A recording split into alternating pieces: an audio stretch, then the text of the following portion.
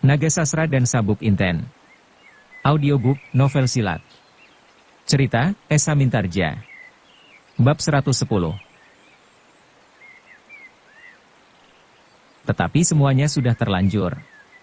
Ia tidak dapat menarik lagi ucapannya. Ia sudah berkata bahwa ia akan membunuh Karbet itu. Ia sudah berkata bahwa apapun yang terjadi, maka maksudnya itu tak akan diurungkan. Dan anak muda itu pun telah berkata bahwa mereka kini sedang berkelahi untuk satu taruhan.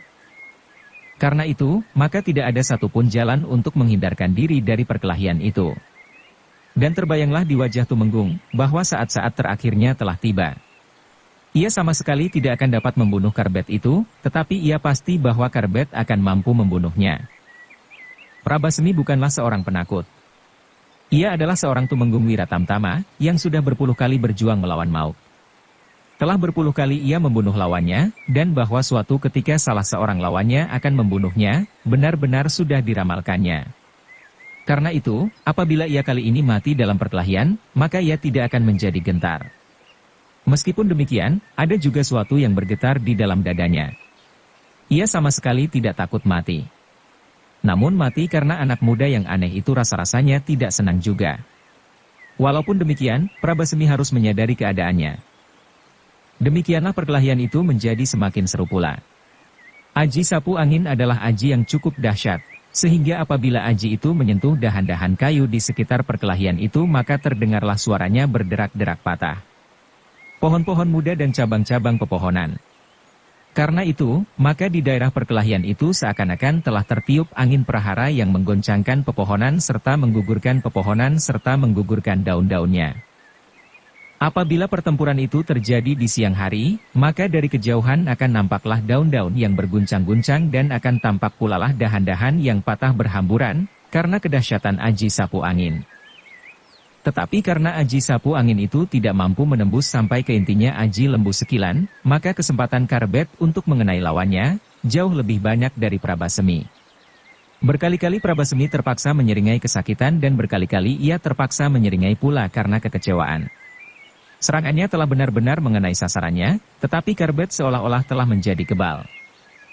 Namun kemudian ternyata, betapa dahsyatnya aji sapu angin itu, tetapi sebenarnya lah bahwa kekuatan jasmaniah Tumenggung Prabasemi itu terbatas. Setelah ia memeras tenaganya dalam kekuatan aji sapi angin, maka terasalah getaran-getaran ilmu di dalam dadanya menjadi susut. Sejalan pula dengan itu, maka kegarangan Tumenggung Wiratamtama itu menjadi susut pula. Baik Prabasemi sendiri, maupun Karbet, segera melihat apa yang sebenarnya terjadi. Prabasemi kemudian merasa peluh dingin memancar dari segenap tubuhnya, bukan karena ia takut mati, tetapi sebenarnya ia menjadi sangat malu atas kekalahannya itu. Kekalahan yang tak pernah dibayangkannya. Kekalahan dari seorang anak yang lebih muda daripadanya dan reh-rehannya pula dalam keprajuritan. Anak itu tidak lebih dari seorang lurah Wiratamtama. Apa boleh buat, desisnya, kalau mungkin, biarlah kita mati bersama, katanya dalam hati. Kini Karbet mendapat kesempatan lebih banyak lagi dari beberapa saat sebelumnya. Dan ternyata pula, karena kemuakannya atas Tumenggung itu, maka kesempatan itu pun dipergunakan sebaik-baiknya. Dengan lincahnya ia bergerak-gerak menyerang dengan dahsyatnya.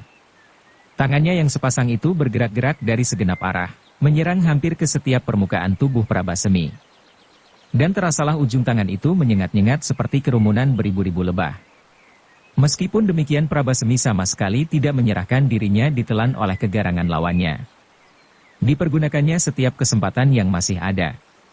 Namun kembali ia kecewa, ajinya tidak dapat menembus lembu sekilan sampai ke intinya, sehingga Karbet, seakan-akan hanya bergetar sedikit, untuk kemudian meloncat maju dengan garangnya. Demikianlah, maka lambat laun, tenaga Tumenggung Prabasemi itu pun terperas habis. Tubuhnya menjadi semakin lama semakin lemah, dan serangan-serangan Karbet semakin menekannya. Akhirnya Prabasemi yang garang itu benar-benar kehabisan tenaga. Ketika ia sempat menengadahkan wajahnya, dilihatnya warna semburat merah membayang di langit yang biru. Hampir fajar, keluhnya. Fajar terakhir. Prabasemi itu sudah tidak dapat mengeluh lagi. Dengan dahsyatnya Karbet meloncat menyambar wajahnya dengan sisi telapak tangannya. Tumenggung Prabasemi terguncang, dan kemudian terbanting jatuh. Terasa kepalanya menjadi pening dan nafasnya menjadi sesak. Tetapi ia adalah seorang tumenggung Wiratamtama. Setiap kali ia berteriak-teriak di hadapan anak buahnya, bahwa tak ada kemungkinan melangkah mundur bagi Wiratamtama. Yang ada, maju terus atau mati. Demikianlah pendiriannya itu tetap dipertahankannya sampai saat-saat yang paling berbahaya bagi hidupnya. Betapapun kepalanya pening dan pedih-pedih di dalam dadanya, namun Prabasemi itu masih berusaha untuk tegak kembali. Dicobanya untuk menyamar kaki Karbet dengan kakinya. Namun dengan lincahnya Karbet itu meloncat, dan seperti gunung yang runtuh menimpa dadanya, kaki Karbet itu tepat menghantam tulang-tulang iga Tumenggung Prabasemi yang sudah sedemikian lemahnya. Sekali lagi Tumenggung Prabasemi terlempar beberapa langkah dan kembali ia terbanting di tanah. Terdengar Tumenggung itu menggeram. Karbet masih melihat, dengan gemetar, Prabasemi mencoba berdiri. Namun ketika ia bertumpu pada kedua kakinya, kembali Prabasemi terjatuh tertelungkup. Karbet itu segera meloncat ke depan. Kebenciannya kepada Tumenggung itu benar-benar meluap sampai ke ubun-ubunnya. Karena itu, dengan sebelah tangannya, diraihnya baju Prabasemi yang dibuat dari beludru. Ketika tubuh Prabasemi itu terangkat, sekali lagi tangan Karbet menyambar dagunya. Kali ini wajah Prabasemi terangkat, dan Tumenggung itu terlempar jatuh menelentang. Karbet yang masih dikuasai oleh kemarahannya itu segera meloncat menyusul, namun tiba-tiba terasa dadanya berdesir tajam. Ketika ia melihat wajah Tumenggung itu, maka tiba-tiba ia menjadi berdebar-debar. Ia terkejut ketika tampak samar-samar darah meleleh dari mulutnya. Dan Tumenggung itu kini sama sekali tak bergerak-gerak lagi. Mati, tiba-tiba terlontar kata-kata itu dari mulut Karbet. Dan karena itu ia menjadi gemetar karenanya. Perlahan-lahan ia maju mendekati. Ketika diraba dada Tumenggung itu, terdengar Karbet berdesis, masih hidup. Tiba-tiba timbullah kecemasan di hati anak muda yang aneh itu. Kalau dirinya mati, maka tak seorang pun yang akan mencarinya, setidak-tidaknya dalam waktu yang dekat. Tetapi kalau Tumenggung yang mati, maka pasti segera akan diketahui Sultan Trenggana tahu benar, bahwa Tumenggung Prabasemi pergi mengantarkannya sampai keluar kota. Kalau kemudian Tumenggung itu hilang, dan tidak kembali ke rumahnya maka Sultan segera akan mengetahuinya, bahwa setidak-tidaknya Karbet mengetahuinya apakah yang terjadi. Karena itu, maka Sultan Trenggana pasti akan menjadi sangat murka. Mungkin sekali disebarkannya beberapa orang untuk menangkapnya. Hidup atau mati. Sekali lagi Karbet meraba tubuh Prabasemi. Ia menjadi sedikit berlega hati, ketika ia yakin bahwa Tumenggung itu benar-benar belum mati. Kenapa aku takut? Seandainya Sultan akan berusaha menangkapku, tiba-tiba terdengar suara di dalam relung hatinya. Hukuman mati hanya akan dijatuhkan satu kali. Bukankah Tumenggung ini kalau masih hidup pasti akan berusaha membunuhku pula? Tetapi tiba-tiba Karbet menundukkan wajahnya. Sebenarnya Karbet sama sekali tidak takut pada hukuman mati itu. Kini ia telah mengenal apa yang sebenarnya sedang bergolak di dalam dadanya. Bukan suatu perasaan takut, tetapi suatu perasaan yang jauh lebih berharga dari itu. Tiba-tiba saja, terasa betapa kemurahan hati Sultan telah melimpah kepadanya. Betapa Sultan Trenggana berusaha mengurangi kesalahan-kesalahan yang telah dilakukannya. Limpahan kemurahan hati sejak ia dipungut oleh Baginda dari tepi kolam, kemudian diangkat menjadi Wiratamtama. Bahkan dalam waktu singkat Baginda telah menganugerahkan pangkat lurah. Karbet menarik nafas dalam-dalam. Apalagi kalau pamannya kelak mengetahui apa yang sudah dilakukannya. Membunuh dan karena itu ia dihukum mati. Maka kembali tubuhnya mengigil. Sekali lagi diawasinya tubuh yang terlentang tidak bergerak itu. Perlahan-lahan Karbet berdiri melangkahi tubuh Prabasemi. Diangkatnya kedua tangannya dan perlahan-lahan digerakkannya. Kiai, Kiai Tumenggung, panggilnya. Tetapi Prabasemi tidak menjawab. Karena itu Karbet menjadi bertambah bingung. Ketika sekali lagi ia menggerakkan tangan itu, maka sekilas dilihatnya sebuah kamus bertimang tretes intan berlian melingkar di perut Tumenggung itu. Desisnya, sebuah timang yang mahal. Tetapi, Karbet menggeleng-gelengkan kepalanya. Ia benar-benar menjadi cemas. Kalau ditinggalkannya tubuh ini, maka mungkin sekali akan menjadi hidangan pesta bagi serigala-serigala lapar. Atau kalau seorang pencari kayu melihatnya, dan melihat timang itu, ada kemungkinan pula Tumenggung yang pingsan itu dibunuhnya, hanya karena timang dan permata-permatanya. Karbet semakin lama semakin gelisah. Akhirnya ia tidak dapat menemukan suatu cara yang lain daripada membiarkannya sampai sadar. Tetapi dengan demikian, ia terpaksa menunggunya. Dengan dada yang berdebar-debar, Karbet kemudian berjalan hilir mudik di samping tubuh Prabasemi. Setiap kali ia mendengar gemersik daun-daun kering, ia menjadi terkejut. Betapa marahnya ketika tiba-tiba dari balik rimbunnya dedaunan perdu, Karbet melihat seekor serigala mengintai tubuh yang terbaring itu. Dengan lidah yang terjulur panjang dan air liur yang menetes satu-satu. Biasanya serigala liar berjalan beriring-iring, desisnya. Namun ia tidak peduli. Diraihnya sebuah batu dan dengan sekuat tenaga Mas Karbet yang sedang marah dilemparinya serigala itu. Terdengar serigala itu melengking tinggi. Kemudian diam. Dari kepalanya mengalir darah yang merah segar. Sesaat kemudian terdengarlah beberapa ekor serigala yang lain mengaum-aum dengan ributnya. Namun semakin lama semakin jauh. Gumam Karbet, benar juga mereka datang berbondong-bondong. Kini kembali Karbet merenungi wajah Prabasemi yang pucat itu. Anak muda itu hampir berteriak kegirangan ketika dilihatnya Prabasemi bergerak-gerak. Seperti anak-anak mendapat mainan, Karbet segera meloncat mendekatinya. Sambil mengguncang-guncangkan tubuh itu, dipanggilnya nama Tumenggung itu, Kiai Tumenggung. Tetapi Prabasemi belum mendengar suara itu. Namun sekali lagi tampak ia menggerakkan kepalanya. Sebenarnya tubuh Tumenggung itu adalah tubuh yang luar biasa. Kekuatan yang tersimpan di dalamnya telah menolongnya, menghindarinya dari kematian. Karena itu, ketika angin fajar mengusap wajahnya maka perlahan-lahan terasa darahnya seakan-akan mengalir kembali. Namun ketika sekali lagi Karbet melihat Tumenggung itu bergerak, maka timbullah pikirannya untuk tidak menampakkan dirinya lagi. Kalau Tumenggung itu kemudian menjadi sadar, dan memaki-makinya, maka Karbet akan takut kalau ia justru sekali lagi menjadi lupa diri. Maka ketika dilihatnya Tumenggung itu menggeliat, Karbet segera meloncat ke balik-balik gerumbul, tidak begitu jauh dari tempat Prabasemi itu berbaring. Tumenggung yang malang itu perlahan-lahan menggeliat. Kemudian terdengar ia mengeluh pendek. Karbet yang bersembunyi di balik gerumbul mengawasinya dengan tegang. Apakah Tumenggung itu masih mampu untuk berjalan kembali ke Demak? Ketegangan wajah Karbet itu semakin lama menjadi semakin kendor. Prabasemi betapapun terasa seakan-akan segenap tulang belulangnya tidak bersambung lagi, namun ia berusaha menggerak-gerakkan tangannya. Kemudian kakinya. Prabasemi kembali mengeluh pendek. Mulutnya yang lebar tampak menyeringai menahan sakit. Namun kini, kesadarannya telah berangsur-angsur pulih kembali. Kemudian dicobanya menggerakkan kepalanya, memandang tempat-tempat di sekitarnya. Dengan geramnya ia menggeram. Di mana setan itu? Tetapi kembali ia menyeringai. Punggungnya benar-benar serasa patah. Karena itu, dibiarkannya tubuhnya terbaring untuk beberapa lama. Di langit bintang gemintang menjadi semakin lama semakin pudar. Dari timur telah membayang cahaya kemerah-merahan, dan sayup-sayup terdengar suara ayam hutan berkokok bersahut-sahutan. Prabasemi menarik nafas. Ternyata aku masih hidup, desahnya. Dan kini dicobanya perlahan-lahan untuk menggerakkan seluruh tubuhnya. Dengan hati-hati ia memiringkan dirinya untuk kemudian bertelekan pada sebelah tangannya. Prabasemi berusaha untuk duduk. Tetapi kembali dengan lemahnya ia terkulai di tanah. Gila, geramnya. Karbet yang melihat kesulitan itu, menjadi kasihan juga kepadanya. Namun ia sudah bertekad untuk tidak menemuinya lagi.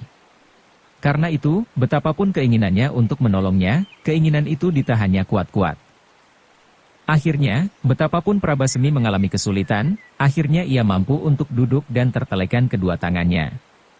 Sekali-sekali terdengar ia berdesis. Namun kemudian menggeram penuh kemarahan. Dengan nanar ia memandang berkeliling. Bahkan kemudian ia berteriak, "Hi, di mana kau?" Namun kemudian, nafasnya menjadi terengah-engah. Dan kepalanya ditundukkannya. Tetapi tubuh Prabasemi itu benar-benar tubuh yang mempunyai daya tahan mengagumkan. Beberapa saat kemudian, maka telah dicobanya untuk menggerak-gerakkan kakinya. Sekali-kali dicobanya untuk berjongkok dan kemudian dengan tertatih-tatih dan berpegangan pada batang-batang pohon Tumenggung itu mencoba untuk berdiri.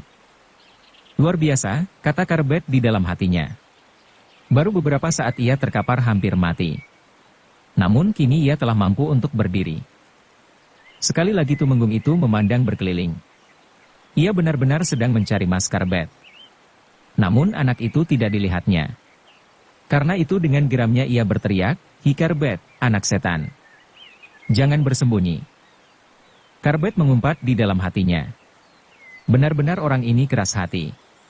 Setelah nyawanya singgah di ujung ubun-ubun, masih juga ia berteriak-teriak. "Hi Karbet, pengecut," katanya. Tidak sepantasnya Wira Tamtama melarikan diri. "Gila." Hampir-hampir Karbet menjawab kata-kata itu. Untunglah segera disadarinya, bahwa sebenarnya, ia tidak dapat melangkahi limpahan kemurahan hati Sultan Trenggana. Dengan penuh kemarahan, terdengar Tumenggung itu bergumam, "Awas kau Karbet. Pada suatu ketika akan datang saatnya, aku mencarimu dan dengan tanganku aku bunuh kau seperti aku membunuh bahu dari Tunggul." Sekali lagi Karbet mengumpat di dalam hati. Namun dibiarkannya Tumenggung itu berjalan terhuyung-huyung. Dengan tangan yang gemetar, ia berpegangan dari satu pohon ke pohon berikutnya. Ketika ia menengadahkan wajahnya, dan dilihatnya seberkas cahaya terlempar di atas pepohonan, ia berdesis, "Hari telah pagi." Dan karena itulah maka langkahnya terhenti. Tumenggung itu menjadi ragu-ragu. Apakah katanya nanti, kalau ia bertemu dengan seseorang di perjalanan pulang? Diamat-amati pakaiannya. Kemudian dengan tergesa-gesa dilihatnya timangnya. Masih lengkap, gumamnya.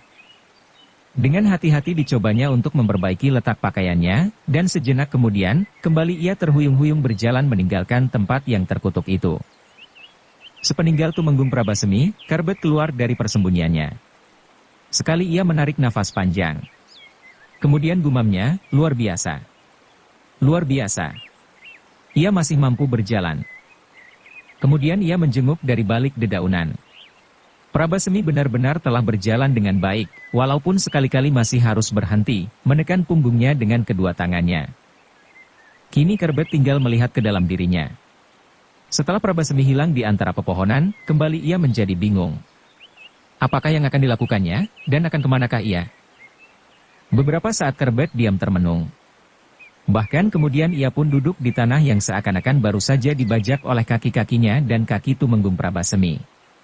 Tiba-tiba Karbet pun tersenyum, gumamnya seorang diri, "Kasihan Tumenggung itu.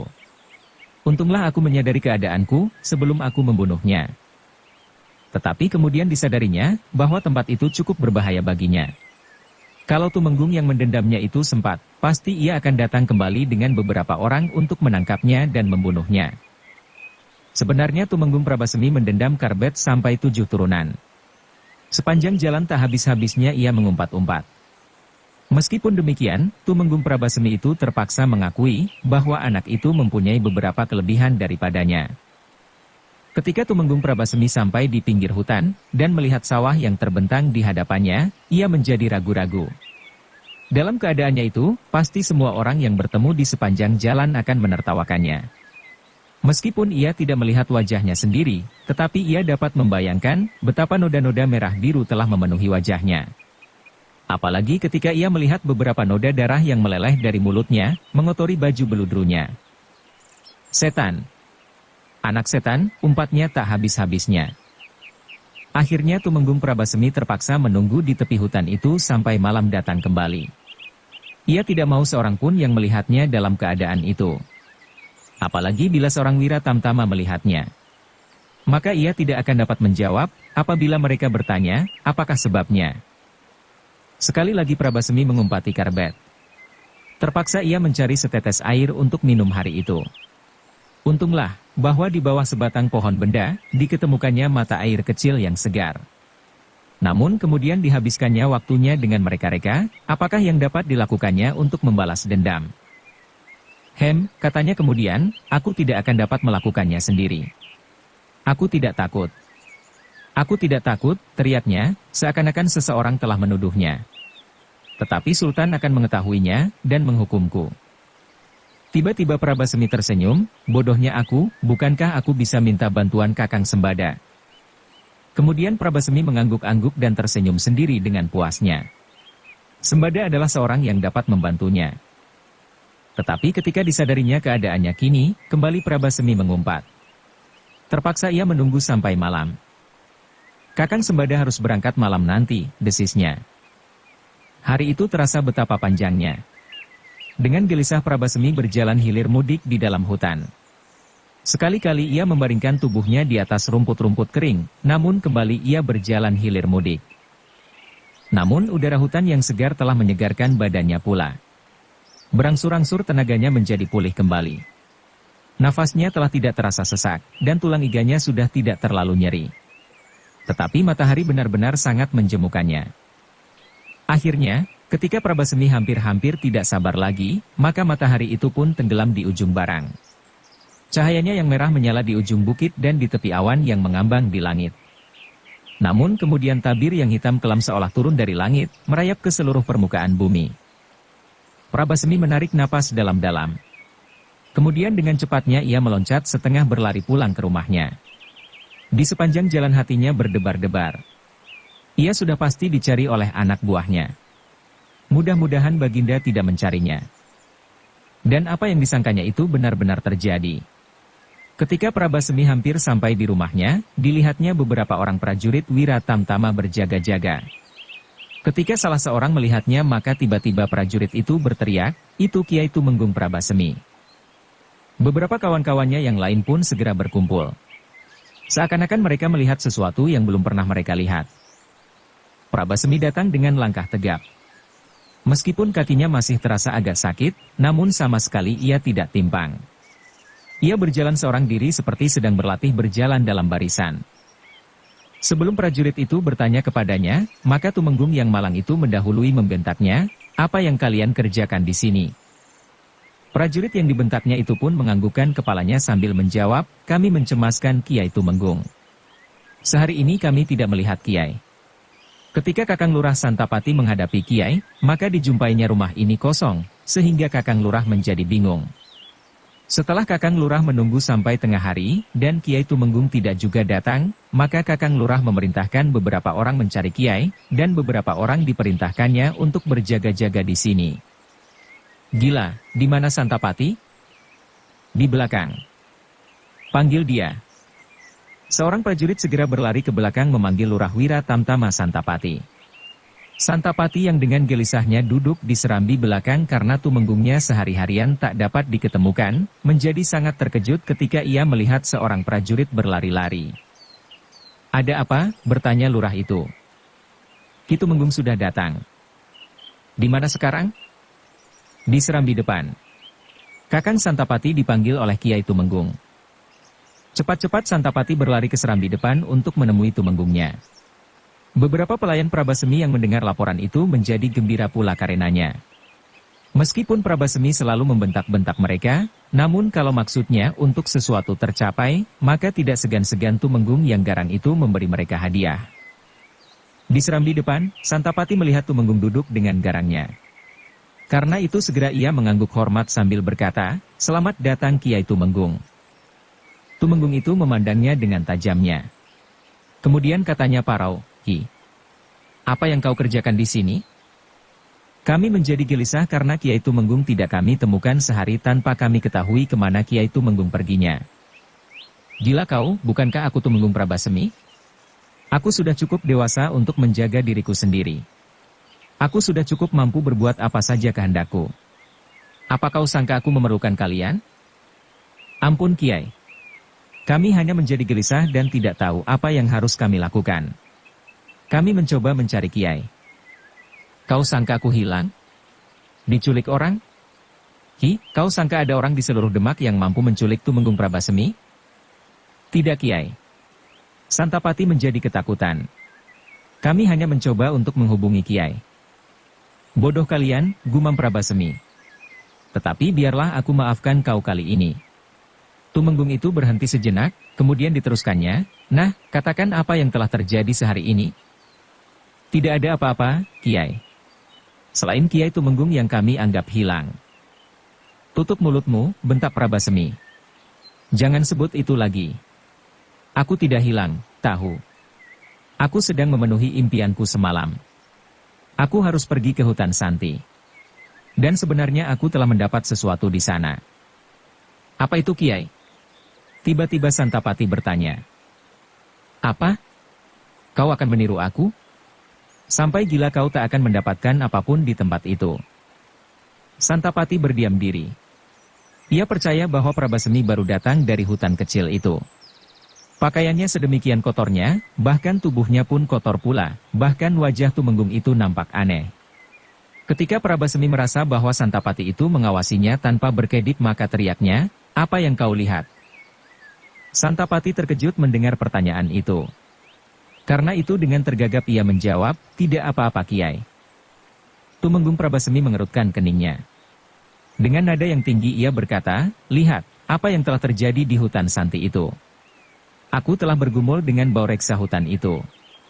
Seekor serigala belang." Oh, Santapati terkejut. Untung aku berhasil membunuhnya. Santapati mengangguk-anggukan kepalanya dengan penuh kekaguman. Ia tidak melihat Prabasemi membawa senjata apapun. Namun Tumenggung itu berhasil membunuh seekor harimau belang. Nah, kata Tumenggung itu kemudian, "Kalian sekarang harus pergi. Biarlah aku beristirahat. Tetapi katakan kepadaku, apakah kau masih melihat Karbet sehari ini?" Santapati menggeleng. "Tidak Kiai. Kami juga menjadi gelisah karenanya. Sehari ini kami tidak dapat menghubungi Kiai Tumenggung, sedang Adi Lurah Karbet pun tidak berada di tempatnya, sehingga beberapa anak buahnya menjadi bingung pula. Tetapi mereka menyangka bahwa Adi Karbet berada di istana. Sehingga karena itu mereka akan menunggu sampai besok pagi." Prabasemi menggeram, "Benar, Karbet berada di istana semalam bersama aku. Tetapi sejak hari ini, Karbet tidak boleh berada di Demak lagi. Setiap prajurit, baik prajurit Wiratamtama, Naramanggala, Jalapati dan apapun, diberi izin untuk membunuhnya tanpa sebab. Karena Karbet telah dibuang dari tata pergaulan masyarakat Demak, dan tidak lagi mendapat perlindungan apapun dari kerajaan." Santapati terkejut. Karbet adalah seorang anak muda yang baik, ramah dan menyenangkan. Banyak sekali yang dapat diceritakan untuk menggembirakan kawan-kawannya. Anak muda itu seakan-akan mengetahui seluruh permukaan pula ini. Ia dapat bercerita tentang bukit-bukit, lembah-lembah, jenis-jenis binatang di dalam hutan-hutan yang hampir tak pernah dirambah manusia, sampai cerita tentang gadis-gadis cantik di daerah-daerah yang pernah dikunjunginya. Karena itu maka dengan serta-merta ia bertanya, "Kenapa Kiai? Kenapa anak yang baik itu diusir dari Demak? Apa katamu? Apakah Karbet anak yang baik?" Tumenggung itu berhenti sejenak. Tetapi kemudian ia berkata seterusnya, "Ya. Anak itu memang anak yang baik. Tetapi ia telah berbuat kesalahan. Tanpa setahuku, Karbet telah dihubungi oleh seorang anak muda yang ingin masuk ke dalam lingkungan Wiratamtama. Namun anak muda itu agaknya telah menyakitkan hati Karbet, sehingga keduanya bertengkar. Namun Karbet memiliki kelebihan dari anak muda yang bernama." Prabasemi diam sejenak. Direka-rekanya sebuah nama yang pantas. Baru kemudian ia berkata, "Namanya Dadu Ngawuk." Santapati mengangguk-anggukan kepalanya. Dan Prabasemi berkata, "Namun sayang, Karbet telah bertindak sendiri. Dadu Ngawuk yang sombong itu dibunuhnya." Santapati mengangguk-angguk pula. "Sayang," desisnya. "Tetapi kesalahan itu bukan kesalahan yang terlalu besar. Bukankah Karbet membunuhnya setelah mereka bertengkar? Itu dapat terjadi dalam hubungan perseorangan. Mungkin Karbet tidak bersalah. Tetapi peristiwa ini telah menyeret nama Wiratamtama ke dalam suatu tempat yang terlalu buruk. Apakah kita, Wiratamtama tidak ikut menjadi jelek kalau seorang dari kita berbuat sewenang-wenang hanya karena ia seorang Wiratamtama?" Santapati mengangguk-angguk kembali. Namun ia bertanya, "Tetapi apakah hukuman itu sampai sedemikian jauhnya, sehingga setiap orang boleh membunuhnya? Bukankah dengan demikian, berarti bahwa kita, Baginda sendiri, dan semua pemimpin Demak tidak sependapat dengan perbuatannya? Karena itu, jadikanlah peristiwa ini sebagai contoh bagimu." Sekali lagi Santapati mengangguk-angguk, namun keheranannya tidak juga berkurang. Belum pernah ia mendengar peristiwa itu kapan terjadi. Dan kalau yang mengatakan kepadanya bukan Tumenggung Prabasemi sendiri, maka ia pasti tidak akan percaya. Tetapi kali ini yang mengatakan adalah atasannya dan atasan Karbet itu pula. Apalagi sebelum peristiwa ini, maka agaknya Tumenggung Prabasemi terlalu dekat dengan anak muda itu. Tiba-tiba Santapati terkejut ketika Tumenggung Prabasemi itu membentaknya, "Hi, mengapa kau berdiri seperti patung? Pergi. Sekarang kalian boleh pergi." Oh, Santapati tergagap, seperti orang yang terbangun dari tidurnya yang nyenyak. "Baik, baik Kiai. Baiklah, aku mohon diri bersama anak-anak." Tetapi, ketika Santapati mulai bergerak, maka Tumenggung itu berteriak, "Pergi sekarang, dan panggil Kakang Sembada untuk datang kemari malam ini." Langkah Santapati terhenti. Kemudian ia memutar tubuhnya kembali menghadap Kiai Tumenggung. Sambil mengangguk dalam ia bertanya, "Kakang Sembada yang manakah yang Kiai maksud?" "Gila. Hanya ada satu Sembada yang aku kenal?" "Tidak Kiai. Yang sudah aku ketahui ada 3. Lurah Pasar Paing.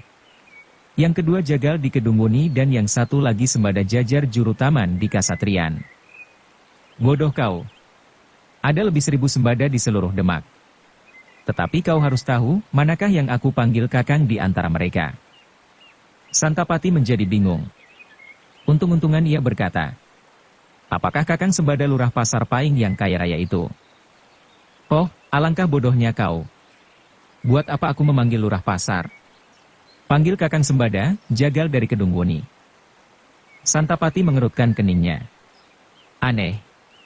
Prabasemi memerlukan memanggil seorang jagal dari Kedungwuni. Apakah Tumenggung ini akan mengadakan selamatan dengan menyembelih beberapa ekor lembu setelah ia mendapatkan sesuatu dari hutan Santi? Tetapi Santapati tidak berani bertanya. Sekali lagi ia menganggukkan kepalanya dalam-dalam, kemudian mohon diri meninggalkan rumah Tumenggungnya itu. Walaupun di sepanjang jalan tak habis-habisnya ia berpikir, buat apakah Kiai Tumenggung memanggil jagal Kedungwuni? Tetapi Santapati tidak mau menjadi pusing karenanya. Ia cukup menyampaikan perintah itu, lalu pulang dan tidur nyenyak. Sembada malam itu benar-benar menghadap Tumenggung Prabasemi. Jagal Kedungwuni itu adalah saudara seperguruan Tumenggung yang garang itu. Namun nasib mereka ternyata jauh berbeda. Meskipun Sembada lebih dahulu berguru, namun kecerdasan otak Tumenggung Prabasemi memungkinkan Tumenggung itu melampaui kakak seperguruannya. Apalagi dalam beberapa hal Prabasemi berhasil menunjukkan kehususannya, sehingga karena itulah maka keadaannya Prabasemi jauh lebih baik dari keadaan kakak seperguruannya itu, juga dalam tataran olah keprajuritan dan tata perkelahian Prabasemi sudah berada di atasnya. Ketika Prabasemi telah menguraikan maksudnya, maka bertanyalah Sembada, kenapa tidak Adi Tumenggung saja yang melakukannya? "Tidak mungkin, Kakang. Aku tidak dapat meninggalkan pekerjaanku. Dan apabila kelak Sultan mengetahui maka keadaanku akan menjadi lebih buruk. Tetapi kemungkinan untuk mengetahui bahwa Kakang yang melakukannya adalah sangat kecil. Sedang kalau aku yang melakukannya, maka dengan mudahnya orang dapat menghubungkan setiap peristiwa." Prabasemi tidak ada di rumahnya pada saat orang menemukan mayat Karbet. Tetapi orang tak akan menghiraukannya, apakah Kakang Sembada berada di rumah atau tidak pada suatu saat. Sembada mengerutkan keningnya. Tiba-tiba matanya terbelalak ketika ia melihat Prabasemi melepaskan kamus dan timang emasnya. Cahaya berlian yang berkilat-kilat pada timang itu telah menyilaukan mata Sembada. Ketika Prabasemi mempermainkan timang itu, maka bertanyalah Sembada, "Adi Tumenggung, sebenarnya pekerjaan itu sangat mudah aku lakukan. Tetapi di mana aku harus mencari Karbet?" Prabasemi tersenyum. "Tidak terlalu mudah, Kakang. Kakang harus membawa 5 atau 6 kawan." 5 atau 6, mata Sembada tiba-tiba terbeliak, apakah anak itu anak setan? Bukan, sama sekali bukan. Tetapi aku ingin kali ini tidak akan gagal. Lebih baik Kakang kelebihan tenaga daripada Kakang harus mengulanginya lain kali. Baik. Baik, sahut Sembada, tetapi kemana aku harus mencari? Kakang, aku sangka anak itu akan pergi jauh-jauh. Ia adalah murid seorang perantau. Namun aku sangka ia akan singgah ke rumahnya di Tingkir. Bukankah anak itu terkenal pula bernama Jaka Tingkir? Nah, Kakang dapat mencoba mendahuluinya. Kakang harus melakukan pekerjaan Kakang itu kalau mungkin, sebelum anak itu sempat sampai ke rumahnya dan bercerita tentang dirinya, supaya tak seorang pun yang akan meributkannya. Ibu angkatnya pasti menyangka bahwa anak itu masih berada di istana sampai beberapa lama. Sedang apabila seseorang menemukan mayatnya, maka biarlah orang menyangka bahwa keluarga Dadungawuk yang telah membunuhnya. Siapa Dadungawuk itu? Dadu Ngawuk adalah nama anak muda yang dibunuh oleh Karbet itu. Sembada mengangguk-anggukan kepalanya. Katanya, aku akan melakukannya Adi Tumenggung. Tetapi kalau aku tidak dapat menemukannya, maka Adi Tumenggung jangan menyalahkan aku. Semuanya harus dicoba. Malam ini sebaiknya Kakang berangkat dengan orang-orang yang barangkali dapat Kakang kumpulkan. Ingat, 5, 6 atau 7 orang. Syukur lebih dari itu. Sebab, selama ini ia ada di dalam kesatuanku, maka aku telah dapat menilai betapa anak itu menyimpan ajian di dalam tubuhnya yang dapat melindunginya, Lembu Sekilan. Lembu Sekilan. Sekali lagi mata Sembada terbelalak. Apakah aku mampu melawan Lembu Sekilan? Jangan terlalu merendahkan dirimu. Bukankah Kakang memiliki aji sapu angin seperti aku?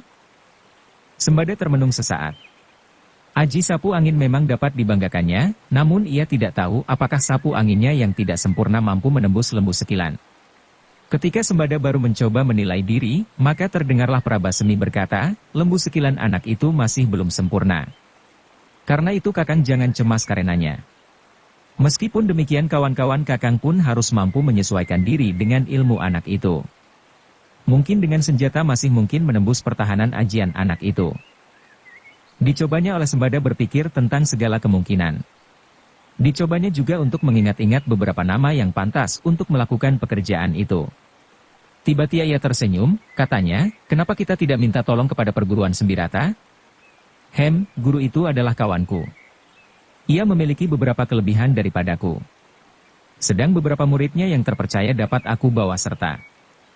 Terserah kepada Kakang, kata Prabasemi sambil melemparkan ikat pinggangnya yang bertimang emas dan bertetes berlian. Inilah, barangkali Kakang perlu menyangkutkan pedang di pinggang Kakang. Sembada menggigit bibirnya untuk menahan senyumnya. Ia menjadi sangat gembira atas pemberian itu. Meskipun demikian dengan tamaknya ia berkata, aku mengucapkan terima kasih atas pemberianmu Adi. Tetapi aku sangka Kiai Sembirata memerlukan juga timang, meskipun tidak sebaik ini. Gila. Prabasemi mengumpat di dalam hati. Tetapi sebenarnya dirinya pun telah hampir gila pula. Dengan bersungut-sungut ia berjalan masuk ke dalam biliknya. Alangkah mahalnya putri itu. Namun ia bersungut pula, aku telah banyak kehilangan, belum tentu aku berhasil. Tetapi kata-kata itu dijawabnya sendiri, tetapi aku harus berusaha. Yang pertama, melenyapkan Karbet, supaya putri itu tidak selalu mengharapkannya kembali. Karena itu betapapun ia mengumpat-umpat di dalam hati, namun diambilnya juga satu ikat pinggang yang lain, bertimang emas pula, namun tidak bertetes berlian. Setelah menerima ikat pinggang itu beserta timangnya, maka Sembada pun minta diri untuk pergi ke Sambirata. Kakang, kata Prabasemi kemudian, ikat pinggang itu hanyalah Kakang pinjam untuk menyangkutkan pedang. Tetapi kalau pedang itu kemudian sama sekali tak berguna, maka ikat pinggang itu pun tak akan berguna pula bagi Kakang, dan biarlah orang lain yang lebih memerlukan memakainya. Sembada mengerutkan keningnya. Ia kenal betul sifat-sifat adik seperguruannya. Ia dapat menjadi seorang pemurah yang tidak kepalang tanggung, namun ia dapat menjadi pelit sekeras batu akik. Karena itu ia tidak dapat menjawab, selain menganggukkan kepalanya. Ketika ia telah keluar dari pagar halaman, masih didengarkannya suara Tumenggung Prabasemi, ingat pesanku itu. Yang memakainya ada yang memerlukannya. Setan, gumam Sembada. Namun ia bertekad untuk memiliki timang bertetes berlian itu. Sudah beberapa tahun ia menginginkan benda serupa itu. Namun pekerjaannya sebagai jagal tidak memberinya kemungkinan. Sampai di rumahnya, diajaknya seorang pembantunya yang juga menjadi satu-satunya muridnya yang sangat disayanginya. Dengan perbekalan yang cukup, mereka meninggalkan rumah itu. Sebuah pedang pendek terselip di ikat pinggang masing-masing. Kita pergi ke perguruan Sambirata, kata Sembada. Muridnya mencoba untuk menanyakan, apakah yang akan mereka lakukan. Tetapi Sembada tidak memberitahukannya. Nanti akan kau dengar pula. Kiai Sambirata mendengar permintaan sahabatnya dengan ragu-ragu. Sebenarnya Kiai Sambirata memiliki beberapa kelebihan dari Sembada. Apalagi, sudah menjadi kebiasaan Sambirata untuk menerima beberapa permintaan orang-orang lain, mengantarkan mereka ke tempat-tempat yang dianggap berbahaya. Bahkan sekali-kali pernah juga dilakukannya untuk memaksakan beberapa kehendak seseorang atas orang lain. melamar anak orang dengan sedikit tekanan, dan bermacam-macam lagi. Karena itu nama Sambirata agak tidak disukai oleh beberapa orang. Namun belum dapat dibuktikan bahwa ia pernah melakukan kejahatan. Kali ini permintaan Sembada adalah terlalu langsung. Pembunuhan. Meskipun demikian, ketika Sembada menjanjikan timang emas itu kepada Sambirata apabila pekerjaan mereka berhasil, terpercik pula keinginannya untuk menerima barang berharga itu. Karena itu, maka kali ini, permintaan itu betapapun beratnya, namun diterimanya pula. Apalagi Kiai Sambirata itu merasa bahwa ia memiliki beberapa kemampuan yang dapat dibanggakannya. Melampaui Sembada itu sendiri. Tetapi sebenarnya lah bahwa Sambirata masih belum melampaui Prabasemi. Namun otaknya yang tidak begitu cerdik menjadikannya tidak lebih dari seorang pesuruh yang garang. Tetapi mereka kini tidak bekerja seorang demi seorang. Mereka bersama-sama telah bergabung dalam satu kekuatan untuk melenyapkan anak muda yang bernama Karbet. Sambirata pun kemudian membawa beberapa orang muridnya yang dipercaya, sehingga mereka menjadi berjumlah 7 orang. Rombongan itu sebenarnya menjadi sebuah rombongan yang cukup besar. Namun mereka tidak berjalan bersama-sama. Mereka telah mengadakan persepakatan untuk berjalan sendiri-sendiri. Namun akhirnya mereka akan bertemu di tempat yang telah ditentukan, di sekitar Tingkir. Mereka akan mengawasi jalan dari Demak yang masuk ke pedukuhan itu. Bersambung ke bab 111. Dukung kami dengan subscribe, follow, like, komen dan share. Terima kasih.